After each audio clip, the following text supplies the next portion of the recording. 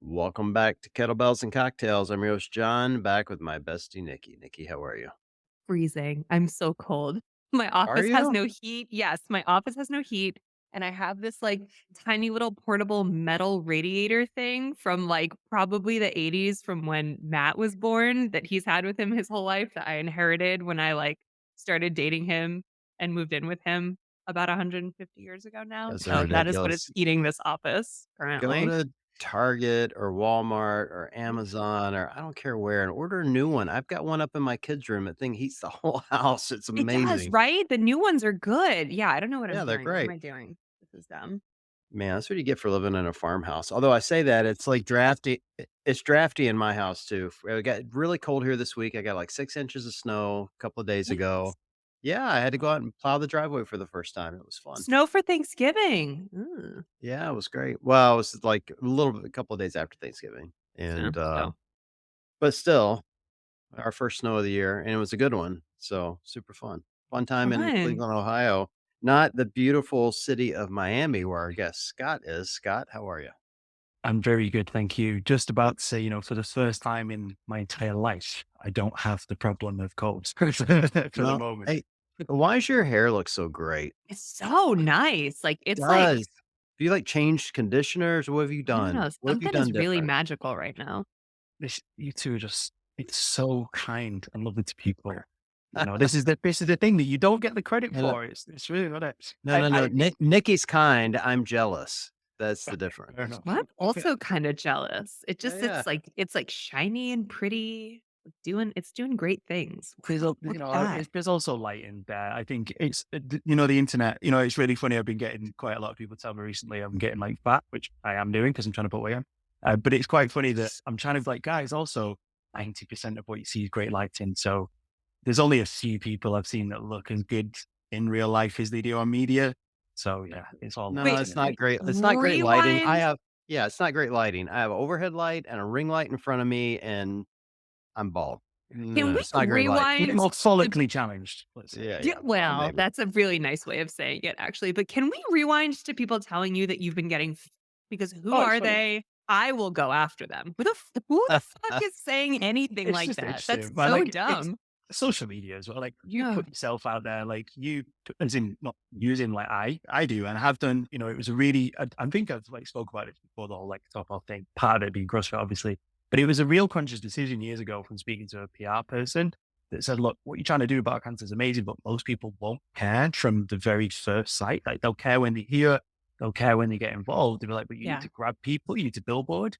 And you're like, you do look a little different. You've got tattoos and you like if you train and all that kind of stuff. So it was always like this kind of conscious decision. I would post a bit of a trap photo, and then all of a sudden I'd hit you with like, "Oh, come and do this amazing stuff," or "Did you know Yeah, yeah, about this?" yeah. So I've always kind of done that. So yeah, I appreciate I put out. Yeah, since I had like some surgery, I lost like a ton of weight, and then I've been working with Mike Malloy to get some weight on. Who's also just a wonderful guy, by the way. There's no kind of paid plug to that. He's just been really, really awesome. And yeah, got a tiny bit chunkier. I've put like, what would it be in pounds? Now I'm in the US, I've got to do everything in pounds. Yes, Got you like, do. got like 10, 12 pounds on. So Oh, funnily enough, you you don't, what? but it doesn't all go to just turn to muscle. We're not all Chris Hemsworth and we don't all magically Mm, add like muscle with, the complete natural way. So get a little bit on your belly, but that's fine. But yeah, it's Welcome just to quite the funny. US, baby. Welcome to the yeah. US.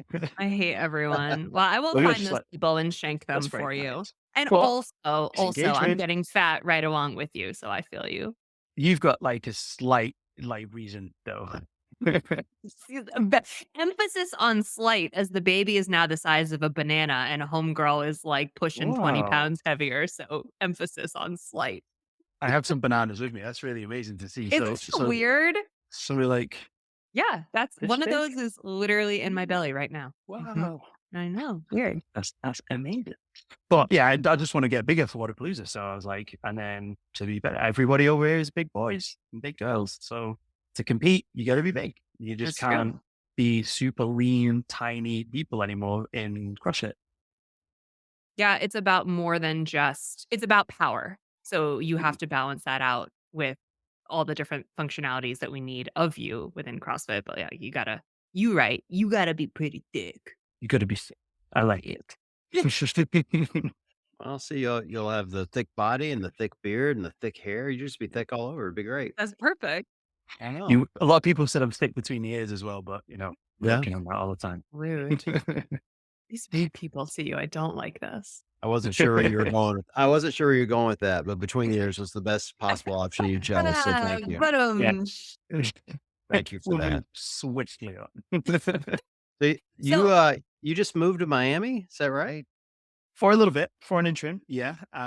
We have some really big stuff that we're doing in January with Wodapalooza. And also just in terms of what we're trying to do with the events, and we've partnered with F45 to deliver some huge stuff across F45 studios, like globally. And part of that work is going to be working with them over here in the US, which is some really, really cool stuff. And part of that is like sampling some stuff in Miami. We've got a partnership with Miami Dolphins, and we're involved with their cancer charity event and like kind of amplifying around that. So that was a lot of kind of the reason to be centrally here, even though I'm literally already going to be going back to Europe pretty soon. But yeah, it's really exciting. And also for us to kind of really forge some opportunities to replicate some of the success we've had in the UK. I think being here and connecting in a community and talking about something consistently is going to be hopefully a little bit more helpful, for sure, hopefully. let's take just a half step back real quick. If there are listeners who haven't heard Scott on the show before, first of all, where have you been? I know, shame Uh, on you. shame, so much shame. But second of all, if it's your first time, if you're listening and it's your first time hearing about Battle Cancer, Scott, can you take us through just high level the organization, what you do, and how and why you started it? Because I think that's Yeah. a really special story. Yeah. And, go way, way back with both of you helping out from various stages and all kinds of Mhm. things. So, yeah, like quite a long time ago, my background was in the police. I know I don't look like it, but I worked in a particular area at the police. I looked the way I looked. And then I'd always been affected. So very turbulent kind of family situation. I left home very, very early. I kind of basically got kicked out when I was like 15, 2016. But one person who'd been very kind of consistent in my earlier life was somebody who I called my Uncle Alec.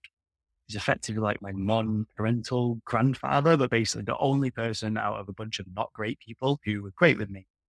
Seeing when he got cancer was just this continual message that kind of stayed with me for many years, seeing that he was still more concerned about me, my welfare, my care, and watching how strong he was during cancer through the very stage of whilst he physically lost strength, seeing that courage that he'd had from being a sailor in World War II to all this kind of stuff was there and being super caring. And I was really bad at fundraising. I just couldn't get these $1 million things. And when you see people crawling across bridges and running across the Sahara, just no good at that kind of stuff. But I thought, hey, there might be a lot of people like me who want to do something, who want to move, be it through functional fitness, be it through however they define their fitness, to do something. And we started an event. The whole idea of the event was you would compete under a challenge, but you would fundraise, and that your fundraising, we didn't dictate where it went. We didn't control it. We didn't take gigantic salaries and burn it all down a pan. The fundraising went to the charity that you chose. And, since we've started that, we've now had in dollars, almost $7 million+ raised for 50 different charities across the world. We've held events now in 9 different countries. We've had over 120,000 people take part in our activations or events themselves. Biggest event we ever had was a couple of months ago in London. We had almost 3,000 athletes, another 6,000 people in attendance. It fundraised over 300,000 just on that day alone for different cancer Mm. charities. We did a ton of other stuff as well during that. Set up a post-cancer care treatment, which we now run at 24 locations around the world. Helped over nearly 800 people with that. That's where we pay for the coaches to deliver sessions for people when they finish the cancer treatment. So what started off as like me wanting to continually work on remembering somebody that meant something to me. And also, like I talk about this a lot, but I'm not great with feelings, and I'm very bad at describing them. As for like the first time I saw her in a like wedding dress, I said it made me feel sick. It didn't make me feel sick. Oh, that was the wrong thing to say. It's like Definitely that's the wrong. closest thing I can imagine. I was like, it's just they've done this thing here that I can't really. But when I hear Frank Sinatra My Way, which was my Uncle Alec's funeral song, it just has Oh, a reaction. There's a thing that happens. it's very difficult to connect with people on that if they don't understand the words, or, they need to know the feeling. And that's what we've done. We've connected with people across different languages, different backgrounds, different sports, all kinds of things to explain what that feeling is, whether it's something that you've been through yourself, somebody you know, whether it's somebody that survived, somebody that's lost. And we've just done a ton of stuff along the way as well in terms of connecting with people that like what's appropriate language. And we've talked about this before, like how do you speak Mhm. to someone who's potentially losing or lost someone? How do you actually offer support and help? And how can you talk to somebody who's going through cancer themselves in not this derogatory way? So, been a really crazy journey of something I didn't set out to do where we're now here. And it's an obsession that I get to do every day, this thing that I love.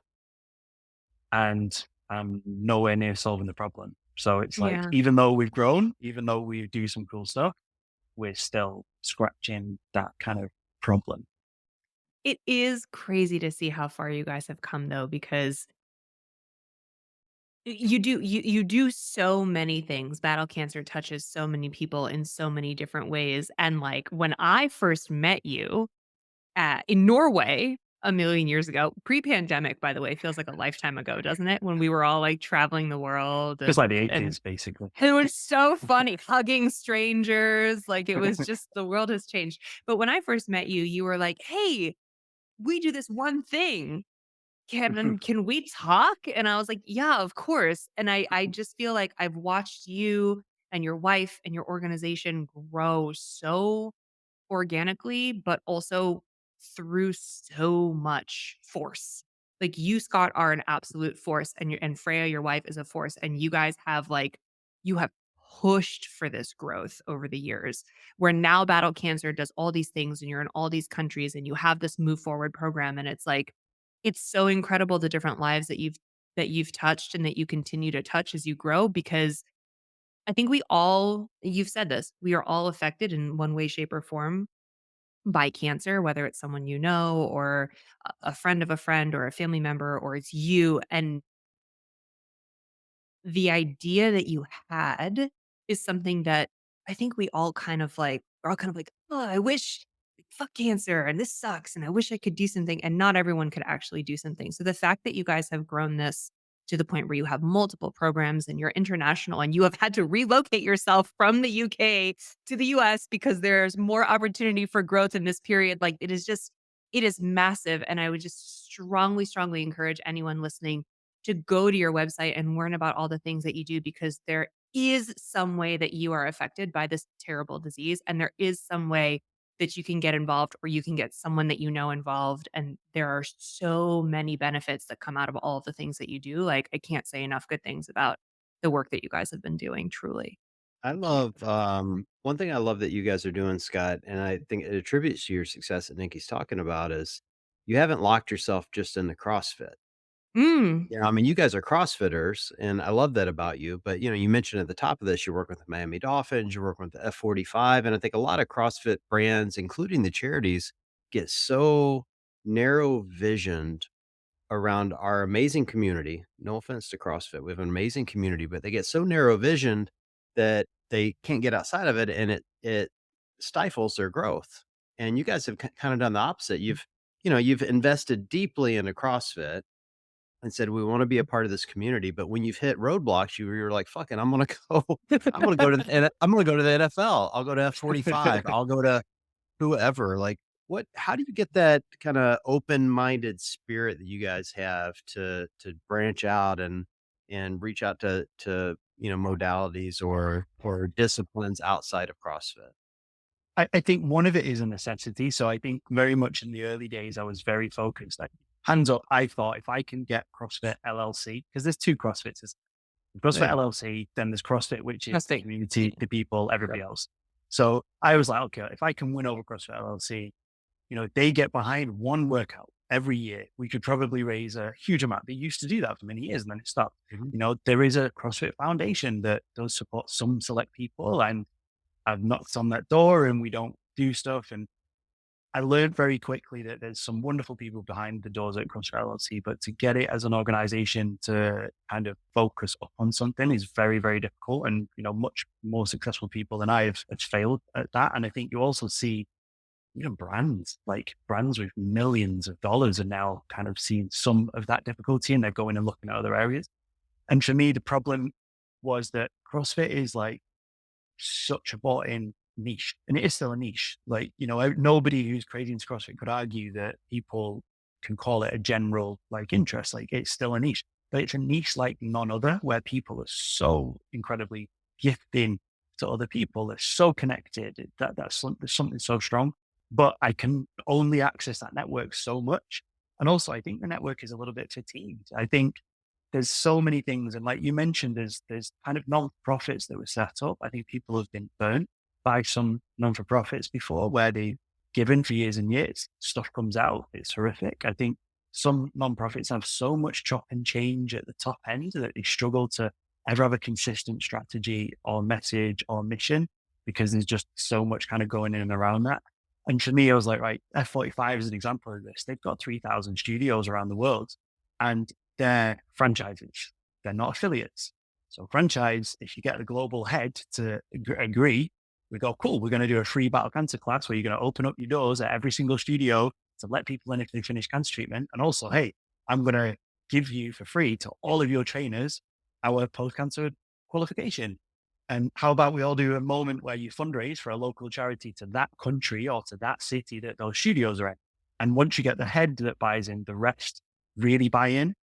The difficulty has been, not only could I not get the head of CrossFit LLC to buy in, then getting the wider community and that kind of connected network is so difficult, because the gym owners are amazing, the coaches are amazing, but there's no one voice that kind of disseminates out to them. Same with the Dolphins. The Dolphins have their own cancer charity. They support something called Sylvester Comprehensive Cancer Center.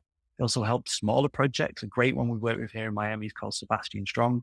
The guy who really sadly lost his son Sebastian at a very young age, and ever since he's done phenomenal stuff around the area. And I was like, look, let's be honest. The Dolphins have 10 million fans, like globally around the world. Like, CrossFit has like 1 million followers on Instagram. I was Right. like, there's a difference here in terms of who we can reach. And if we can inspire people to see functional fitness, because our events and our challenge is functional fitness, it's not CrossFit LLC. If we can also act as a bit of a messenger for Mhm. our community to grow it and introduce it to different people in a different light. They hear quite negative voices on the internet, or they'll see the extreme side of the elite side of the sport, but let's also act to tell people what we do. So I think it's genuinely been a necessity that I've needed to do it. But also, if these massive communities are out there, like, they're all touched by this massive problem. So we need to kind of get it. And also, it's whoever answers me on LinkedIn, because Also there's a that. lot that don't. There's a lot that don't. If they answer me on Also that. LinkedIn, I'm like, we're going. No, but it's being willing to do it. I mean, Yeah. F45 is really intriguing to me because they're very similar to CrossFit, and they catch a lot of Mhm. hate within our community, but I mean, because they're having some financial struggles, and to your point, they're franchises, not affiliates. And so it's a much different community than we have. And so love the fact that you've latched on to this fact that they're not affiliates. Like, as an affiliate owner, it's hard for CrossFit to get my attention because I can do whatever the hell I want. I only pay them 3 grand a year. You know, like, I don't need to do what they tell me to do. I can just, like, we were just discussing this, like, we could literally de-affiliate and we'd be as successful tomorrow as we are today. And not that we're going to do that by any stretch of the imagination. But in a franchise scenario, you can't do that at all. You can't even consider it. You're done Right. if you leave the franchise. And so leveraging something like that's great. And then I think of the Miami Dolphins, like you said it, you have more fans of the Dolphins than there physically are CrossFitters worldwide. Mhm. There's only 5 million CrossFitters worldwide, according to CFHQ. There may be more if you count the garage gym people, but still, so it's just amazing leverage. I just wish you'd help the Cleveland Browns. If you could come to Cleveland, that'd be great for me.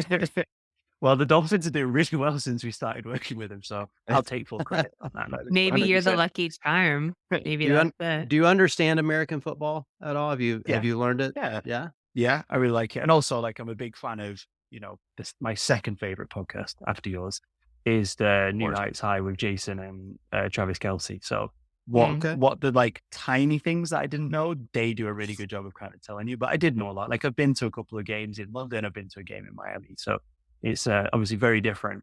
But I think it's again a community that's very open to giving. It's very open to Mhm. connection. They do a huge amount for veterans every year. Each different club has a huge personal connection to a charity. So the Dolphins is cancer, like Philadelphia Eagles, they have something to autism. They all have something else that they massively get behind. So again, for the Dolphins, they've raised something like 18 million in like 4 years for the Comprehensive Cancer Center. Oh my It's god. unreal. I think they did like 6 million alone last year. Like it's just grown and grown and grown. So I think it's for me to be able to say learn from them as well.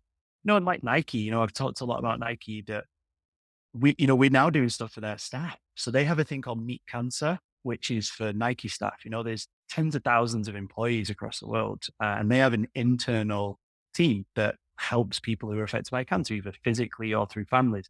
We're now working with them. We're working with them to put on Mm. events that's going to be just for staff. We're working with them on our like toolkit sessions. So the trainers that are inside like gyms are giving this to staff, but also when people are diagnosed, we're creating a network of people through that.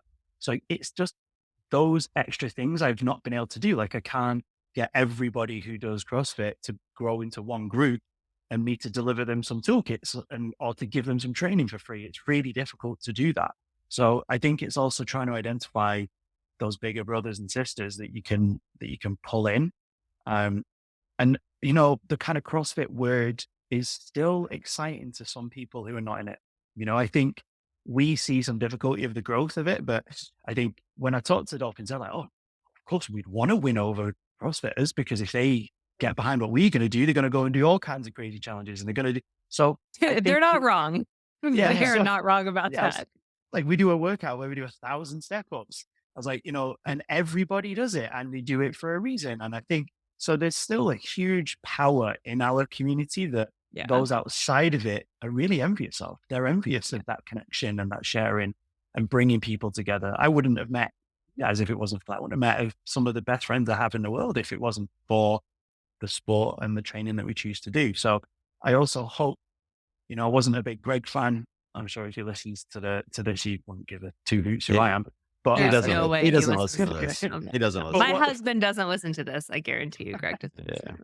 but one of the things he did say, and he's kind of like kicking off sense was, "Well, I've created it. You go and do what you want with it." And I kind of think, well, fine. Like Yeah. you're not gonna do it. Well, we'll go and do it. Yeah. Yeah. I think that's totally fair. Yeah, I was a Greg fan, am a Greg fan for whatever that's worth. He was really good to me. But I agree with your point that, what he created was a real, I'll just call it libertarian kind of environment. It's like Hmm. I'm gonna build these gyms and you go do whatever the hell you want and we're gonna support you, but we're not gonna charge you very much and you're not gonna get very much in return.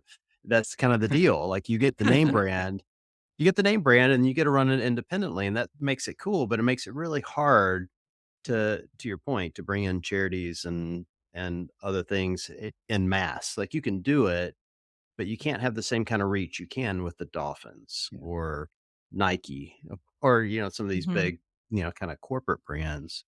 I love the Nike thing, by the way. Mhm. Yeah, they're great. They've been really wonderful with us. Like their expectation of what they want in return is minimal. And in fact, what we've done instead of the usual kind of branding, naming rights, like logos everywhere, it genuinely has been all about, in the very first meeting we had with them, they said, we don't want to use you. There's a different use of language. Like we don't want to use you. We want to like amplify and grow you through what we have. And that's been great and continues to be great. And we have such wonderful people that are connected to it. So there's a lady called Debbie, a guy called Andre. They sit from like EMEA, which is like the rest of the world. They're basically in charge of Metcon. So they release Metcons and Yep. do all kinds of crazy stuff. And they're our biggest advocates. It's a guy called Sebastian over in Germany. He's like a director of men's fitness. He again is continually trying to like expand how we do stuff. He's like, okay, how do I get soccer teams involved? He was like, how do we get Battle to appear at this? And like, it's never, oh, you must sell X amount of Battle t-shirts or you must Yeah. have our logo and all this stuff. And, they're huge. So they don't kind of need that. But I think, even within the CrossFit space, one that I'll always continue to go back to is Dylan over at Loud and Live and from Wodapalooza. And hence Yep. one of the reasons why I'm over here that Wodapalooza and Guido, who founded Wodapalooza, is somebody that I can't speak highly enough of. Mhm. Guido had a vision to create something where everybody around that event would benefit. And if it lifted someone up, and that's what, part of our conversation with the US has been, and with Light on Live and Wodapalooza is like, okay, nobody knows who we are over here. How do we bring something and introduce it? And how can we amplify and again, jump on a bigger brother and a bigger sister without asking too much in return other than let's create an awesome experience and help change some people. I can't quite bring Nike into it because they've got a big old TYR sponsor. But other than Mm, that, yeah, that's, so they're even within the kind of like big name CrossFit side of things, there is some people that are really open to amplifying what we do. Just the LLC bit, I think I've probably just got a little too much stuff on the hands to. yeah. Well, maybe they do have too much on their hands or they're creating their own mess maybe, but I wonder if there's a way to I'm gonna get in trouble for that.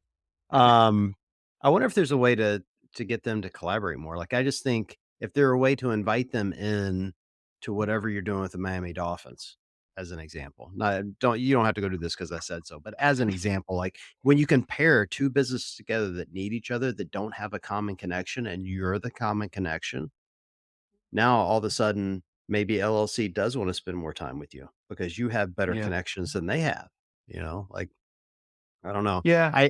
I'm not sure they're smart enough to pull that off. So, it's still just a suggestion, but, I think they've got their hands full trying to figure out what the hell they're doing for the next Mm, 18 months. Yeah. And, yeah. like, I think to be super honest, we look at our London event where we had so many thousand people that attended, and only 15% of them said they came from a CrossFit affiliate. No You know, kidding. 15%, when we very first began the events, that would be 95% said they came from a Yeah. CrossFit affiliate. Now, like our biggest growth, like audience sector is women 35 and above who like identify themselves as becoming just now interested into fitness and wellness. They are doing a challenge that we create, which is effectively you would find in any kind of CrossFit gym, but they don't call themselves CrossFitters. They wouldn't go to a CrossFit affiliated gym or box, but they're doing the same thing and they've got the same interest, and they leave talking about protein and BCAAs and should I Mhm. take Yeah. creatine or not, and what kind of should I sleep? Should I sleep more? Like what temperature should I sleep? So all these things that we think like we kind of talk about, it's really permeating into a different part of society. And again, that's great for me because these people who've maybe not been so health conscious, maybe they haven't thought about their bodies, they've not thought about the people around them for the first time.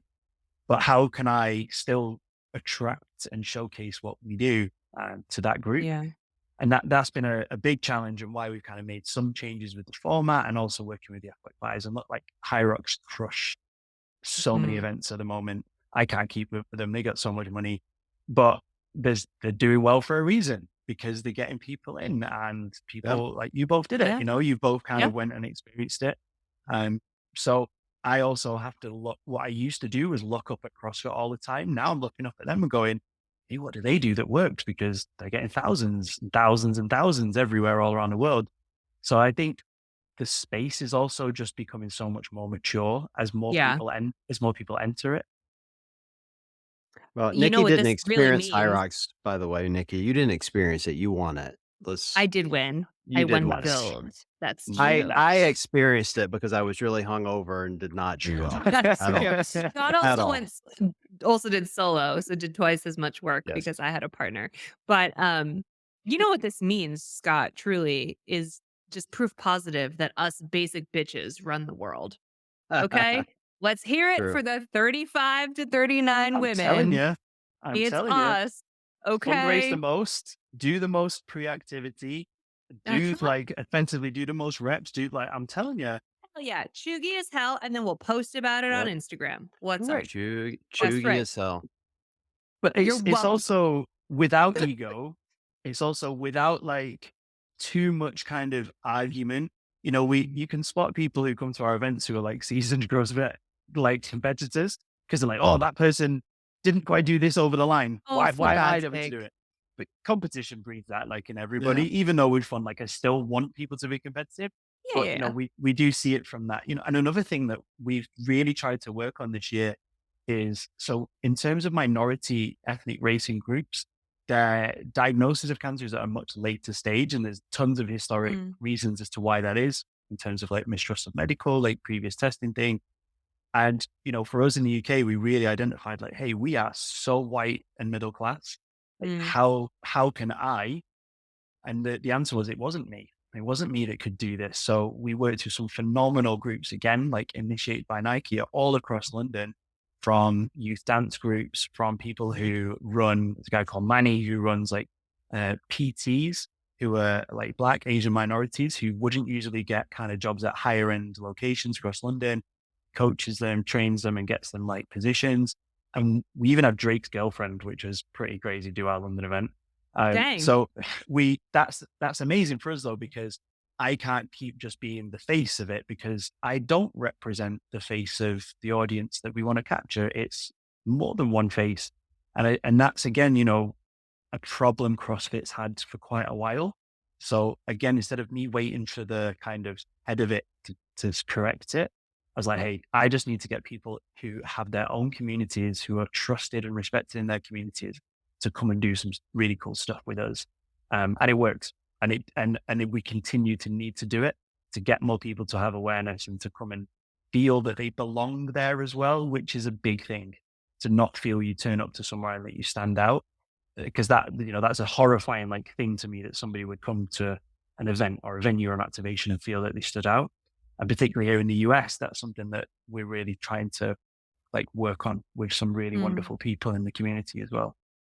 So, can you talk a little bit about what the partnership with Wodapalooza is going to look like? Because that I'll event talk is about it like all. real soon, you Yeah, and guys. I want more people to sign up. So yeah. Yeah. Okay. So, what are you guys going to do in Miami at the event? Like, what does that look like? Yeah, so I use the royal we because I am going to be competing, so I'll be like a little bit distracted. I'll be there on site and doing tons of stuff. However, so on the Sunday, so on the 14th, we have all day running like our own event. So you can choose. So the gauntlet will be finished. There'll be nothing else other than kind of elites going on to come in. You can come and take on our 90-minute challenge. So we've launched a brand new, slightly less CrossFit version of our event. And it began with this horrible number of 20,000. So 20,000 people get diagnosed in the US every single day with cancer. So it's this like horrible but significant number. In the UK, it's how many people pass away per week. In Germany, it's how many people are diagnosed every 5 days. It's just this number that kind of continually used. I know you can use stats for anything, but it just came up as this horrible number. So we were like, okay, it's a horrible number. Let's turn it into a horrible challenge. So you're going to enter into the event and you're going to work your way through 5 fitness stations as a team, and you collectively have to try and accumulate 20,000 reps.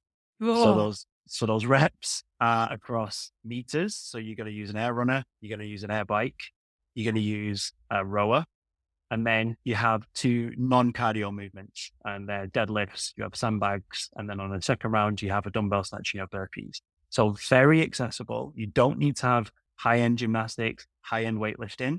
You just have to be able to full send in a team across some cardio machines and a little bit of kit. We tested it all many ways round. It's really hard to hit 20,000. The other kind of thing that we did still was every dollar you fundraise for your chosen charity is one less rep. So if you turn up and you fundraised ooh, 10,000, you only got 10,000 to do and you get to complete a challenge and you're going to look like a superhero. So we wanted to kind of get rid of these ideas of really complicated WODs, really things that people wouldn't kind of understand. Even people who've done CrossFit for years come to our events and go, I don't know what the workout is, even though we've sent videos and all kinds of stuff. So we were like, hey, let's just remove that. Like, let's give you the opportunity. This is why High Rocks works so well, because you turn up and you know this really simplistic thing. You know you're going to do Mhm. something. You go into something else. It's super measurable against other people. There's like a connectivity, and again, sharing the experience so that everybody can leave and be like, 20,000 reps.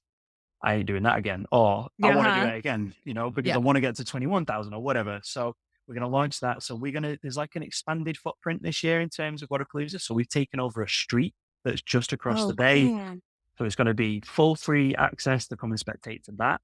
And we work really closely with Loud on Live. So basically, every person who signs up to a team gets the day pass to the main Wodapalooza. So Yeah. basically, you're going to save yourself by doing our challenge.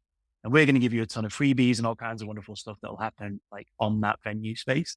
And then you get to enjoy the experience around that as well. So yeah, it's, like super honest. We've really struggled. We don't have huge marketing budgets. Yes, we managed to grow. We managed to do some stuff. but we need to get people to experience it. And once people experience it, they get converted and they believe in it and they have their own emotional attachment. And so hopefully this is a great chance for us to directly reach the community. Wodapalooza brings people from all over the world. It's not just Miami. So we're really excited. Wodapalooza have been great. The team at Loud and Live have been really wonderful. We're doing a ton of outreach here in the localized community. But if you come into Wodapalooza, like we've got the perfect 90-minute workout for you. You're going to feel like an absolute rock star. Fundraise a minimum of $50 per person. You're going to leave with a super amount of kit. We've got this epic basketball jersey pre-sale, Battle Cancer Miami, with your name printed on the back. Can you Yes, only it's get them very if you cool. compete? Because your girl does not have 20,000 reps in her, but I will donate for a jersey. That's badass. Of course you're going to get one. But when we Let's need to have keep it like Brazier +3. Right, exactly. Well, and And you got the kind of basketball belly thing going on, so it'd be even it's gonna perfect. be perfect. I like Perfect. it. I need an XXL. Do I have the math of Taste this right? It's 20 if you raise 20 grand, you don't have to do 20,000 reps? You can walk through like an Alright. absolute king. Alright, so here's what you guys here's my banker suggestion for you. You tell everyone working out, bring your checkbooks. About 10,000 reps in, you just start walking to the line going, "Who wants to write a check?" Someone's Who gonna wants to tap be out and just done? write you Who a wants check. to be done? Yep. Who wants Yeah. to be done? Write a check. You can finish right now. It'll be You know, great. that's the whole point. You know, we did so much research in this past year. We said, look, when you go and ask people to donate, because there's a thing, charity fatigue, you know, we've talked about it before when you've kind of had me Mm, on, you know, it's difficult for people to keep asking. It's gotta be hard. Like, I'm from the north of England. We do not part with our cash easily. I need to know that you're going to be really suffering for me to give you something.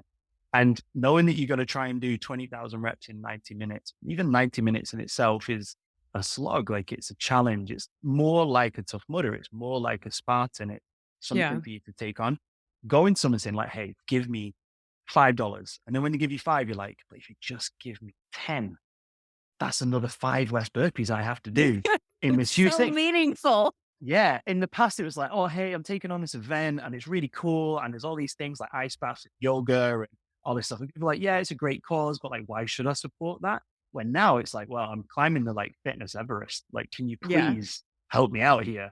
But Yeah. still super accessible to people. But it sucks. Like, I did it in Tennessee a couple of weeks ago at a gym, which again, just even more testing. And people were buzzing afterwards. But during it, they were hamstrings were not happy, lower Uh-huh. back was not happy, chest was not happy. They were all rolling on the floor.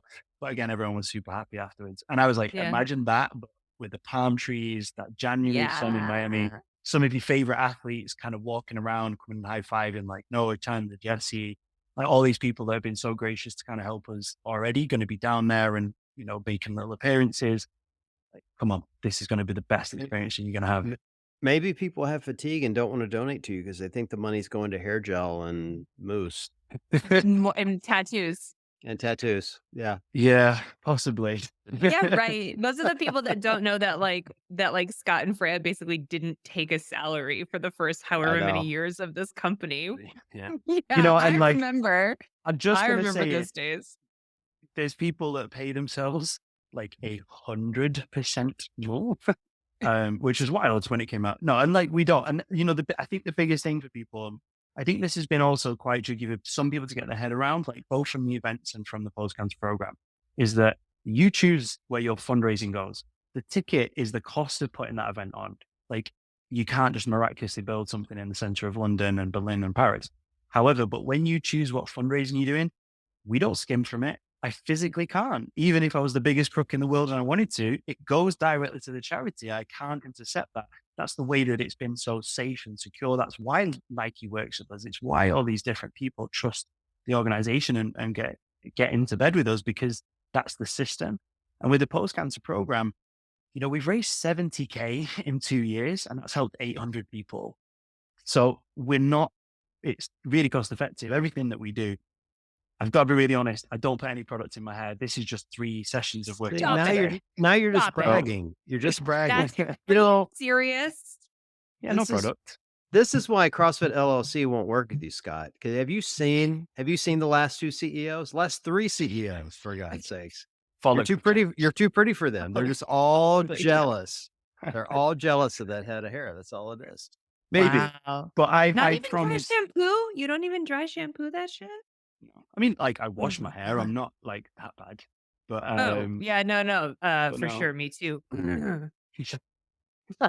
But no, just kind of it's Yeah. just a mixture of sweat and humidity. I think that's the secret sauce, in all Wow, honesty. you're born for Miami, that's what it means. But I imagine the Nikki who won't be coming, maybe to I Miami. hope so. So I have not yet Okay. been called, but I'm keeping all my fingers and toes crossed that I Okay. will, because I'm, only halfway through this Prager Well, I mean, Pragerancy. you literally gave the games like when you were probably about 2 days away from. That's actually accurate. I landed home on Monday and I delivered on Thursday. So yes, that's actually entirely accurate. Let's not do that again. I will not be working another event 38 weeks pregnant. I learned my Oh, lesson. My swollen feet learned it for me. But I'm hoping I'm keeping all my fingers and toes crossed. I know that they're still working out a bunch of major details in terms of their broadcast, but I would really love to be a part of the team again. So we will see. And We'll John, see. will we be graced by the meme lords like mothership?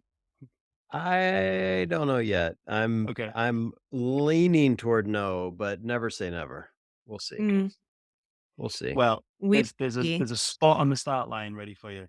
Oh, well, You know, yeah, teasing me into a 90-minute workout is not making me It want to might fly be to the way. Miami. It might be the way. Wait, I'm confused a little bit. Teams of how many people do these 20,000 reps?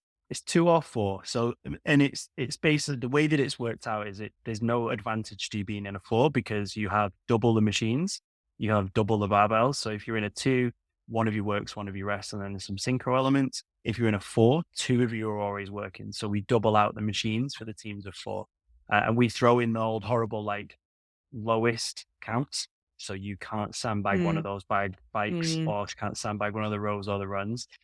So there's a little bit of nuances in terms of like how we set up people's scoring. But yeah. yeah, we've tested it as a 2. The very first thing I did when I was writing it is I tested it on my own, which was What? just horrifically boring. Yeah, it was just very boring on my own with no music in the gym. Everybody had left because I was like, I need to do this fully to experience what I'm writing here for other people. Because it's all well and good me trying to sell it to everyone, but if I've not done it, it's no good. But you Um, did all 20,000 yourself? Mm. yeah, No, no. yeah. How It long was did it take you? the 90 minutes. Like, so I did, yeah, I managed in the 90 minutes. But it's such a different thing because if you sit on those machines and timeframes and you push yourself, it's such a different experience when you have a team that are Yeah. driving you like crazy For sure. and your heart rate's so much higher and you feel it. But I kind of wanted to feel the experience. Same with the program, because we make so many tweaks and changes to the post cancer program. We test everything. We have to experience and feel it before other people do. But it's so much fun in a fall. Like, and if Yeah. you think you're super hardcore, we have a compete division where you're going to wear a weighted vest on the runner. You're going to yeah, you're Nope. gonna have some harder work on the deadlifts. You're gonna have like, yeah, just a little bit more difficult people. We realize a lot of people want that like extra spicy challenge. Who's Yeah. gonna 20,000 rep Yeah. workout and be like, too easy? CrossFitters, that's who. Yeah, Hey, no, you're right. You're right.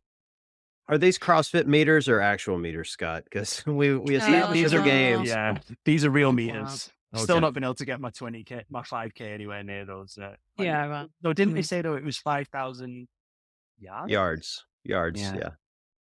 Yeah, you're in the so States now. Do 2,000 freedom units. It'll be great. Could fun. I ask you an American question? Of course. Course. There's so many products that are titled Freedom Ice. What's that supposed to taste like? Who knows? Sugar. It's all sugar. Okay, fair enough, fair enough. Yeah. What do Anything you in the US is mean? gonna be oil or sugar. That's all it is, Like, I've dude. seen so many pre-workouts, so many like drinks. They're all like there's even like like a flavored water, and they're all flavored Freedom Ice. And I didn't know if it's one of these things I didn't understand. And I was like, what's Freedom Ice No, supposed look. to taste like? Fundamentally, everything you're gonna get in the States because it's gonna be full of preservatives and sugar. That's all you and And oil. So that's what you freedom, need. Yeah, apparently. and a lot of freedom, which, you guys don't have that in Europe.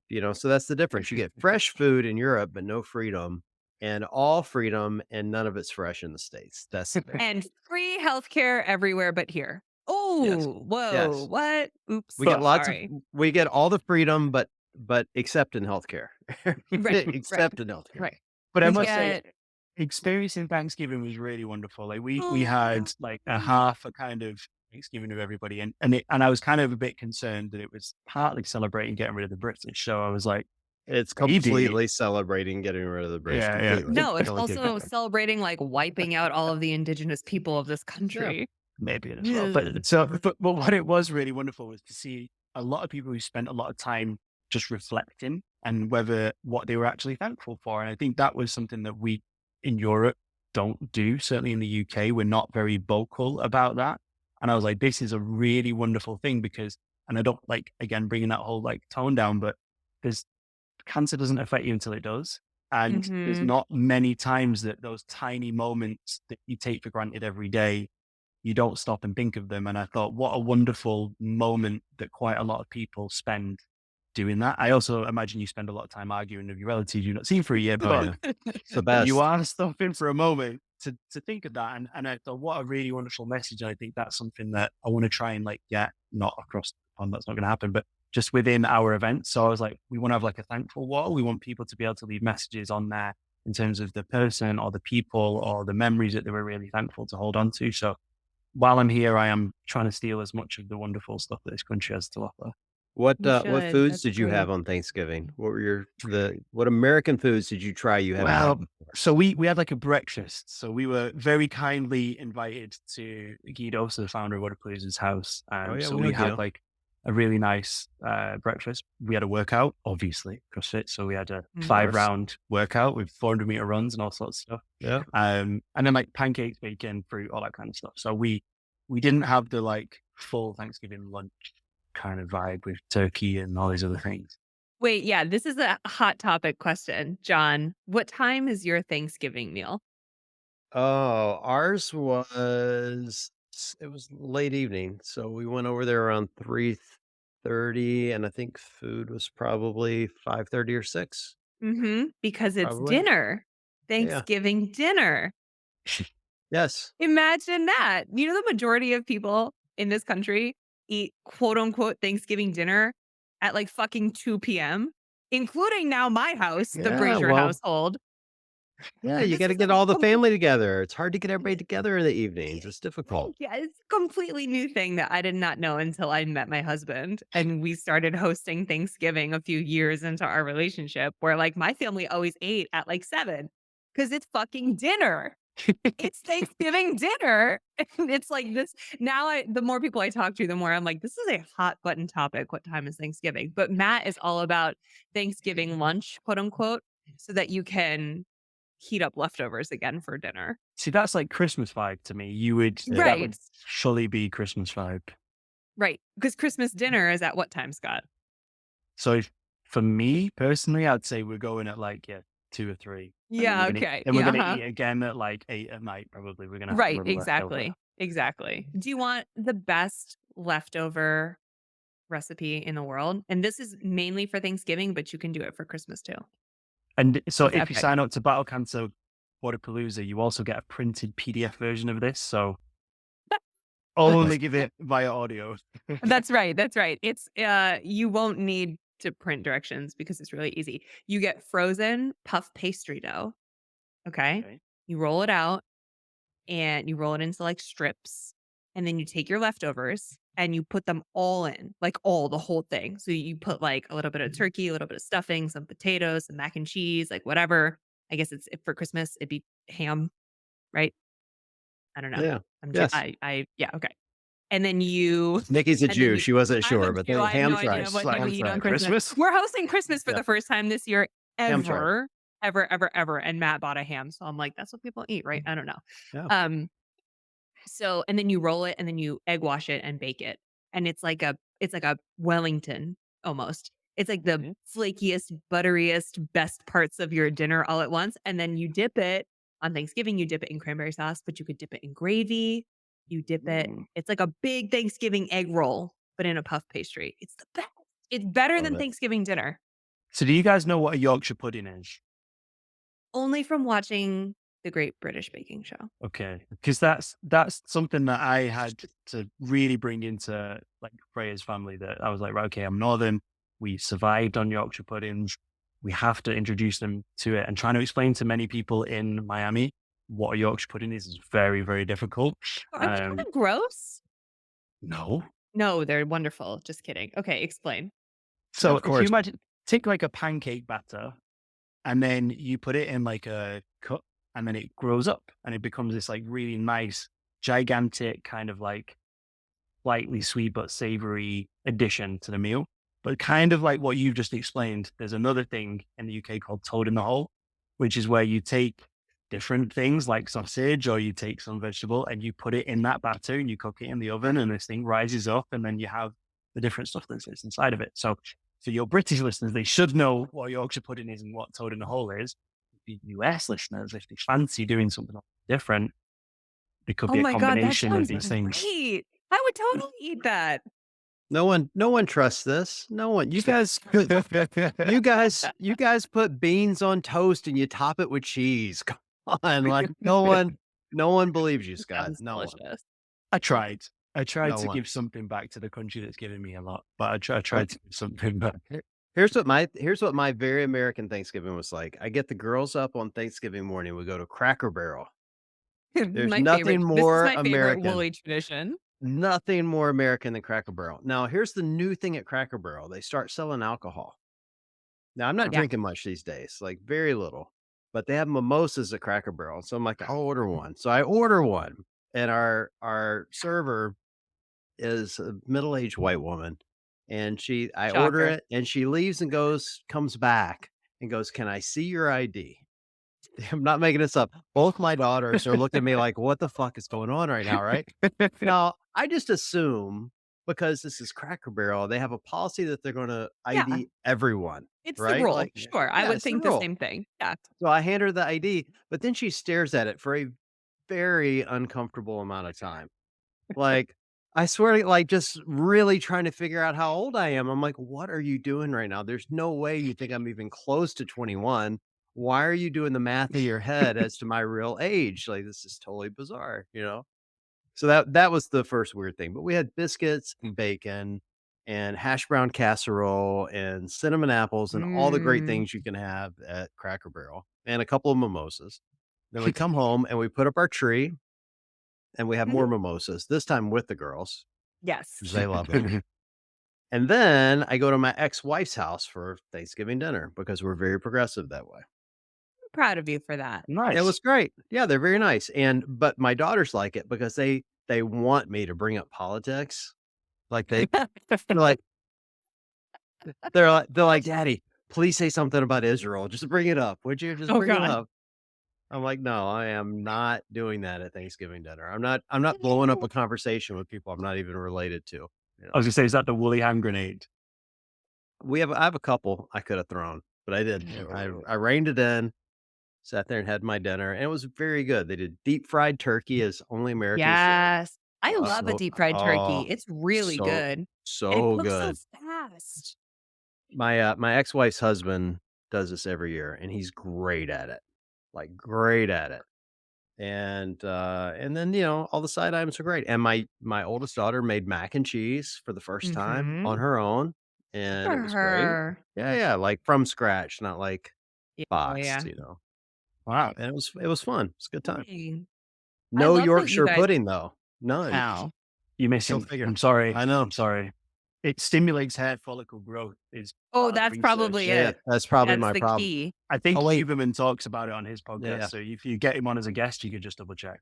Yeah, I'm sure he's dying to come on here, and then and and then we came home, and me and my youngest daughter watched Ole Miss and Mississippi State play football on Thanksgiving Oh, as what a only great day. it That's was. a It was a great day. and Ole Miss won, so it was even a better day. It was great.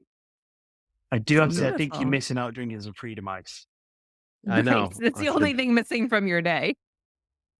freedom ice. Freedom ice. What the You're gonna fuck? you're gonna learn very quickly, Scott, if you've mentioned you put on those 10 pounds intentionally because you wanna get bigger for CrossFit. Really easy to put on weight in the States. Really Mm. easy. It has Really easy. accelerated in the 2 weeks I've been in. Yeah. And you know what though? It's not even this is a whole nother podcast we could get into. I can't open this can of worms, but it's not only because we have like culinarily speaking, dishes that will make your ass fat. It's also just like in general, I don't know, like just the general amount of like weird ingredients and preservatives and whatever that this country uses. Like in general, it's easier to put on weight here than overseas. And we find this all the time. My mom and I talk about this all the time because she spends a lot of time in Europe. And she's like, I can eat bread and cheese and pastries and croissants every time I'm in France for like a month straight and not gain the kind of weight that I gain here when I like look at a muffin. And I'm like, I know. It's just culturally, we've just kind of Well, I don't know. I don't know. well, what you just mentioned, like, we make all of that with quote unquote "enhanced flour." Crisco. We make Yeah, it with well Crisco.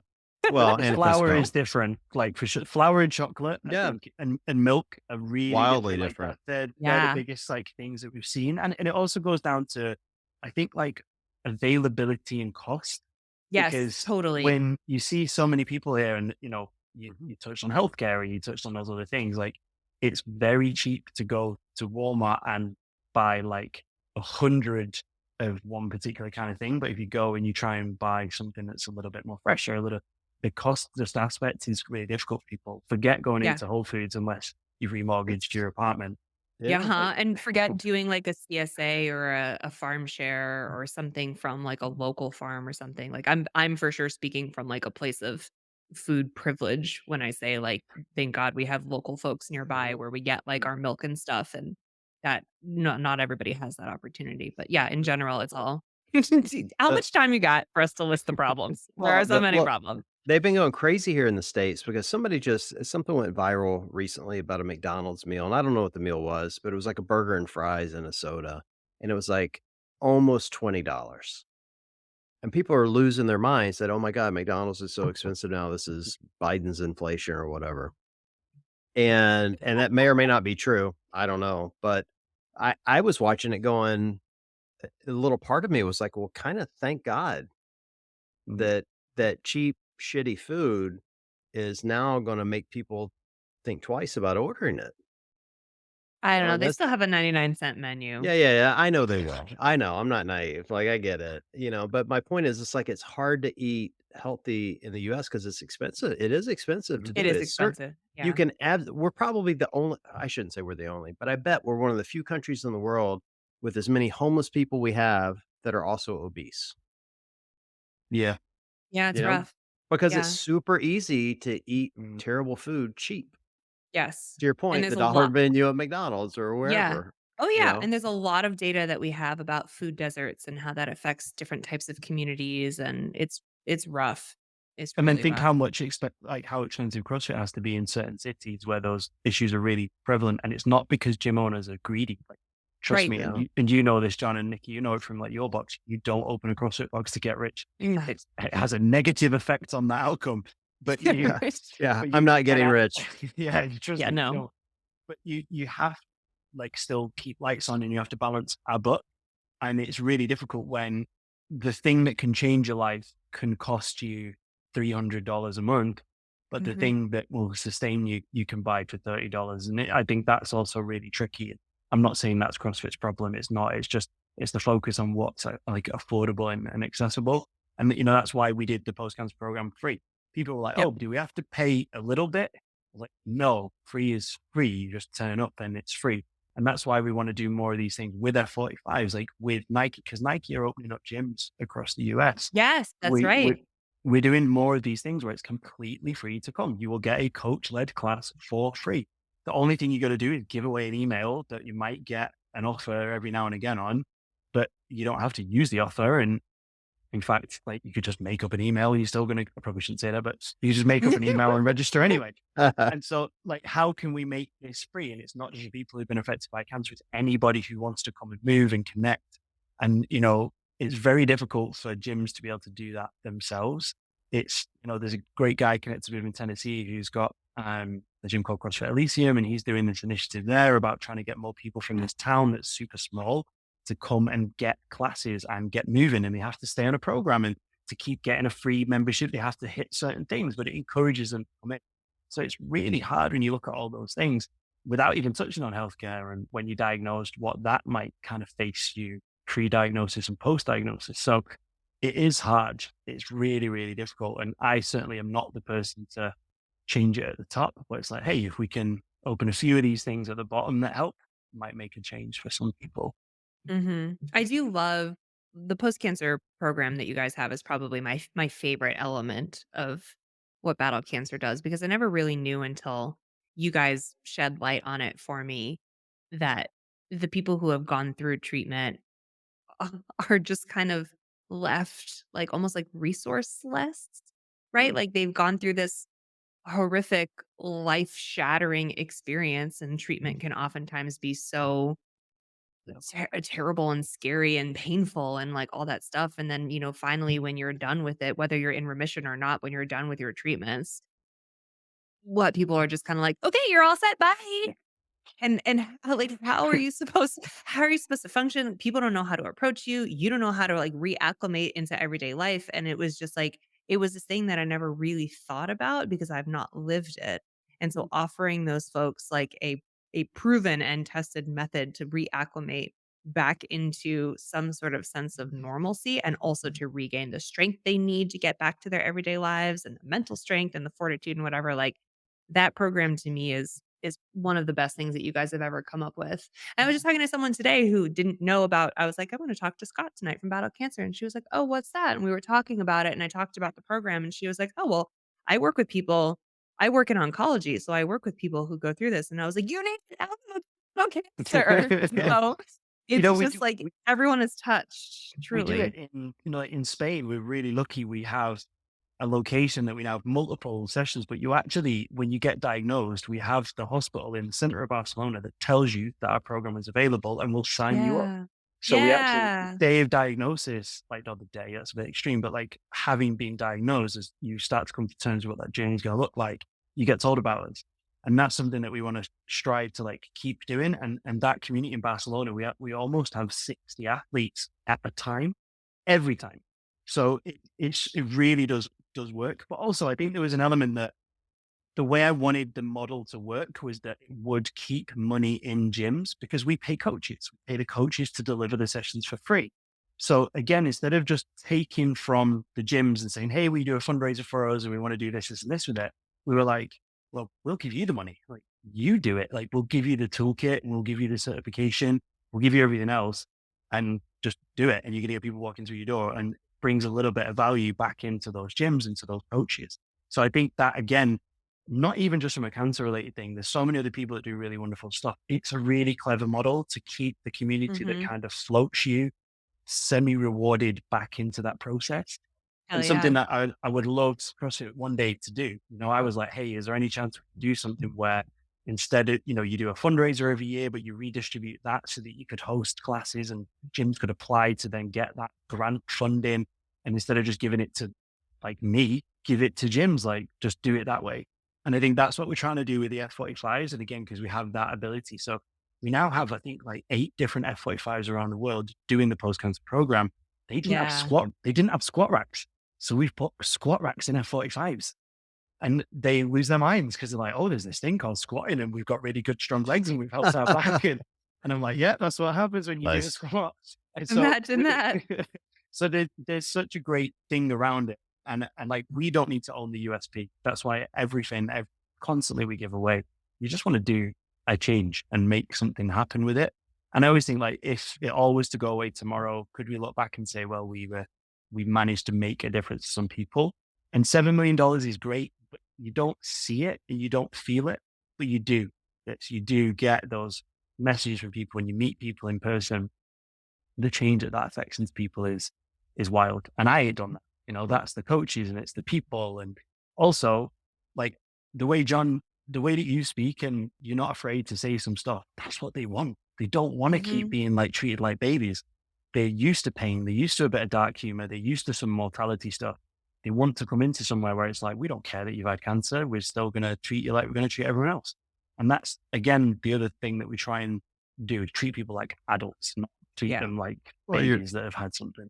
you're building community. Like that, at Yeah. the fundamentally, what you're doing here, particularly with the post-cancer treatment, is you're building and sustaining community. Imagine if you started CrossFit, you did it for a year and you let's just say you PR Fran. I mean, I'm having to imagine this because I don't do that. But imagine you PR Fran and they go, "Okay, you're done. You're fit. Get out." Mm, And now you've lost this community that you're part of. Well, it's no different when someone's diagnosed with cancer and then they go into remission or, they're cured or however you want to word it. And then they're out of the medical system. They've lost that community they were a part of during that time they were in treatment. And I have to believe there has to be a sense of loss there. Mm. They're not with the people that were supporting them during the hardest time in their life, and what you're doing is the opposite of that. You're saying, "All right, now that you've pushed through this, we're gonna continue to support you. We're gonna continue to be there for you. You're gonna help others," and that's such a tremendous gift for people that you just I can't overstate it, how important that is for people that they continue to be a part of it, and I think that's why what you guys are doing is gonna last so much longer than, I'm not gonna name other charities, but, there's so many other cancer charities that are doing the opposite of this, where they're fundraising and putting it toward, research, and that's great, but it's not what we're describing here, which is mm. really Mhm. giving people kind of a longer term vision on life and really being a part of something bigger than themselves, which I think is really, really critical for people. And And Scott, how many people go through the program, the post-cancer program, fall in love with it, and then decide to become coaches for the next yeah, wave of cancer yeah, yeah, survivors? Like yeah. that. It's cool, really cool. Yeah. Yeah, and if we can attest to that, like and I'll send you both some stuff afterwards, which is a couple of little videos that have been pulled together just to see, and some of that is people talking about that who've been through that process and be come through the other side to help other people, and then it's completely self-sustaining at that point.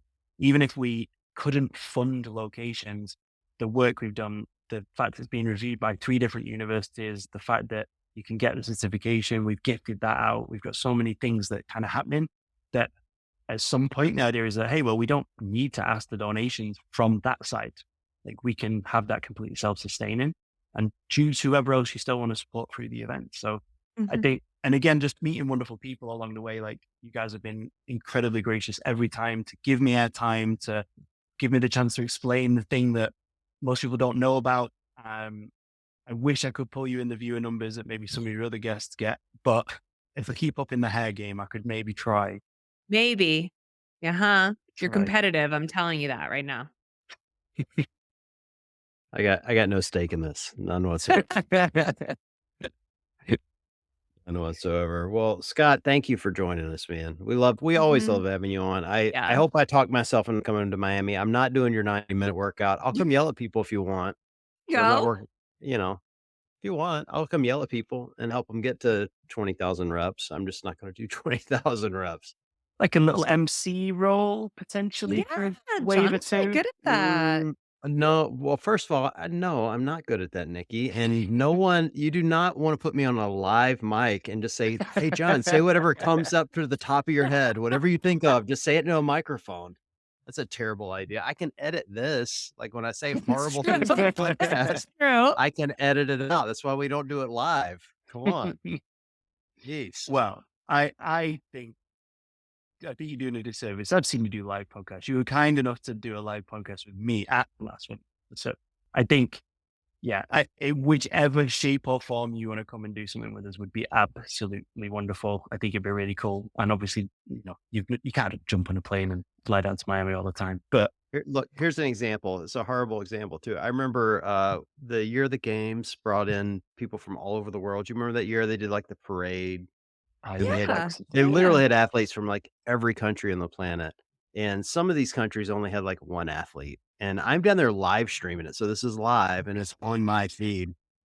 But I've got like a selfie stick or something and I'm videoing these guys coming out. And Jamaica came out, that one athlete from Jamaica, and it was like a 6'2" white guy, and I'm like in live on there, I'm like, "Did not see that coming," like, it just ran out of my mouth, you know? Like, I don't know what I was expecting from Jamaica, but it wasn't the 6'2" white boy, just wasn't. And so I'm immediately like, "Yeah, this is why I shouldn't be live because people, you know, this shouldn't happen." Or maybe we've had one a good friend of mine do this before, whose basic role was to just keep going and giving people shit on the down low. So he just kept going around to teams, was basically insulting them on appearance, on There you effort level, go. and it I can do acted as a that. great motivator. Yeah, I can do that. That I can do. we could give you So, the. I'll try and think of the title. It'd be like cheap shit giver, like all right. CFG. I think he Give might me already hold that title. I'm pretty sure. All right, give me a week to think about this, and I'll get back to you and Fine. let you know if I'm coming. Now I'm kinda talking myself into it. I didn't wanna come to Miami, Ooh. but I do love battle cancer, and I love supporting you, and the last time we were together in Madison, we had that great event that was our the event we were With you hosting. guys, it was amazing. We had Yeah, the like running event. 100 people there, and as long as I live, I'll never forget this. Right at the top of the thing, you said the whole group's like 100 people out there, and it's early morning, it was cold, and, like, I was hungover and tired. I feel like I'm hungover a lot when I'm around you, but Mm. anyway, Mm. you said to the group, "Who here has been impacted at some know someone or personally been impacted by cancer?" And literally every hand went up. Mm, Mhm. 100 people, and I'm like, "Holy shit." Like, mm, until you see it, I know it doesn't sound like a lot when you just say it out loud, but when you see it in person and you're surrounded by all these people, it's really touching. Yeah. And impactful to understand the reach and what you guys are really doing within the community and why it's important. Because it Yeah. isn't just it wasn't like I was working out with people who had cancer, it was mm. people whose fathers and mothers and children and grandparents and uncles and whoever and loved ones, and it's just it's really an amazing thing that you guys are doing. So, I'll talk myself into it. You gotta give me a week, though, to There work it you out. go. There you And I think go. if I can leave you on one thing that you might not have known, but again, this is just I think it's always nice for also you to see some impact of something. So there was a guy who was at that class who him and his wife had come to the game. So she was terminal and she only had a couple of weeks slash month left. So her What? daughter and him came to the games as their kind of because they met through CrossFit. So she actually coached him. He used to be quite overweight. She got him on this incredible like journey. They then opened a box together. They had their daughter, and really, really sadly, she was very close to passing away. And when she came to the games, it was kind of like a final, like this is something that brought us together. We want to go to do this, and he worked out in that workout with everybody, and she couldn't make it. There was too many people, so just in terms of like being safe, she was masked up over the weekend just because of how like poorly she was. And but he said, "Look, we've been around the games. People were kind of just pushing past us because we were rushing to things. We didn't really get to interact with people." He was like, "At this thing, I got to meet John. I got to meet this person. I got to do all this other stuff." He's like, "These people that I see connect, like him and his husband, him and his wife speak about your memes and listen to the podcast and joke and." To get to meet you in person was another wonderful moment. And luckily, I Mhm. actually got to meet her the next day at the games. And it's this weird thing that we didn't really say much. Gave her a hug. She gave me this like massive hug back. And it was like, okay, I know your story. You know, I know your story. There ain't no words I'm going to be able to say to you in this situation at all, but we're just going to have this connection. So even in that workout with somebody who was actively there to make a memory during something that was really difficult. And you working out with them was a real plus on that. So I think on the days when you get shit off Hillier and whoever else, like just remember that there's the quiet ones that you don't hear from are the ones that you're really impacting. It was probably because he saw me working out and he's like, "My life is really bad right now, but it could be still worse. Look at this guy. Look how bad John has it. I feel bad for him." That's what he was thinking the whole time. Oh, that's really special, Scott. Thank you for sharing that story. Yeah, and I mean, like Ugh. he was so gracious in speaking and talking about it, and we met a daughter and everything, and not to downplay it because we've met people, thousands of people, hundreds of people, but that was just like this really impactful thing that somebody was incredibly grateful for this moment, and I was like, if that doesn't sum up what the power of like a community can do with people and the things that you don't know impact. Like we would never have known that that meant that they listened to the Pugsy because they don't tell Mhm. you because they're not kicking off. They're not trying to slag you off. So they just enjoy it and absorb it. Right, right. They've enjoyed and absorbed what we put out. And I think, yeah, it's really tricky because he just very quietly came and told us that it's not like he's, blasting it across the internet to sell t-shirts. And I think that's the thing that we often get miss. We miss those people. We miss those things that are really happening in the background. And that was I was interviewed recently for something, and somebody said, "Right, what's one of the highlights of all the things that you've done?" And I said that hug because it was she knew that I knew, and I knew that she knew, and it was just a moment where I was like, "This is, you might not be here very long, but thank you so much for giving me like a little bit of time of the not a lot of time that you've got left." And I said that was such an impactful thing that will last with me a very, very long time. And he directly referenced you in the podcast. So I think that's really Oh, cool. You can't tell these sad stories with a pregnant woman on the I podcast. know. God, I need she's tissues. I know, Nikki's gonna be Aw. like blowing her nose into her sweatshirt. We can't do this. See, this is you guys love everyone. I do. Just do. No, it's very sweet. And it was a very, very sweet moment at that workout, because there were a lot of moments, not like that specifically, but I met so many people that had been impacted that, wanted to take photos and were talking about their stories, and you'd hear these stories and like I've been sitting around going, "Man, I've been complaining about my shoulder all morning. Now I feel Yeah. because Yeah. like my life's pretty easy comparatively to what some people are going through, and Yeah. it's just an important work that you guys are doing. So thanks for Mhm. what you're doing for sure. All So right. how can people sign up for the event at Wodapalooza? Two routes. You can go to Wodapalooza's website. We're right at the top of that banner under partners. You see Battle Cancer. If you click on it, you can sign up. You can also sign up. So not even just sending everybody through to Battle Cancer's page. You can do everything through Wodapalooza, through their website, through their social media page. We're going to do another email and social post out next week as well, so people can see images of the competition floor. They're going to see a video of what they would take on, or they can head over to battlecancer.com. And Miami is the first event for us next year in our season. So it's the very first one there. So either go to wodapalooza.com or battlecancer.com, or on Instagram, you're going to find it. And I'm telling everybody and asking everybody, and John was really kind to share it again last night. You hopefully would find it somewhere. And yeah, just remember that you get a full day pass to Wodapalooza with your ticket. So basically, it Uh-huh. ends up being you're going to get this epic workout event experience for like $20 per person. By the way, it works. So just do it. It's going to be Yeah, amazing. just do it. Just sign up and do it. You're gonna wanna Love work it. out while you're down there anyway. Just sign up and do it. Just do it. Yeah. All right. I have to say before we sign off here, I'm a little disappointed your dog doesn't have a British bark. I don't, I am sorry. She has just made herself very aware in the background. She's learning Spanglish, so she's because a Good. lot of people speak Spanish in there. So yeah, she's yeah, She's jet lagged. That's why she's so active right now. she yeah, is. She is. good, She keeps eating at good three for her. o'clock in the morning, and that's all we hear. And I was like, I mean, same girl, same, so that's Yeah. fine. connection. Yeah, I was gonna say, what's wrong with 3 in the morning? That's when I'm having my nightly bag of cheese. I mean, Right? come Yeah. on. What's the big deal? What's the big deal? Anyway, all Mhm. right. Well, All Scott, right. great seeing you again, man. As always, Thank we you love so having you much. on. And Nikki, go get some tissues. I'm going right. Yep.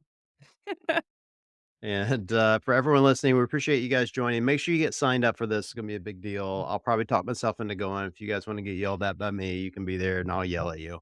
And Yes. we will chat with you guys soon. Take care.